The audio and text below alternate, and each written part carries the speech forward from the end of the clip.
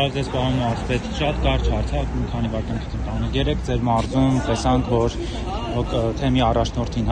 վերման ենթարկեցին հոգևորականների, որպես մարզպետ ձեր խոսքը այս երևույթի վերաբերյալ։ Բան չունեմ ասել։ Օրինական պետությունը պետք է ազորի, պետությունը իր գործողություններն անում,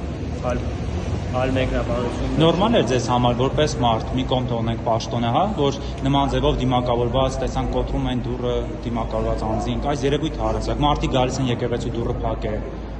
Գիտեք, ես չէ որ բավարարեցես, ես չէ որ պետք է գնահատական տամ իրավապահ արմինների գործողություններին, իսկ եթե ես տարողն եմ, ընդհանրապես իմ իմացած ինֆորմացիայով, որ գործողությունները եղել են օրինաչափ։ Սա Նիկոլ Փաշինյանի հայտարարած արշավի մի մասն է։ Չեմ կարծում, դա կապ չունի մեկը մյուսի հետ,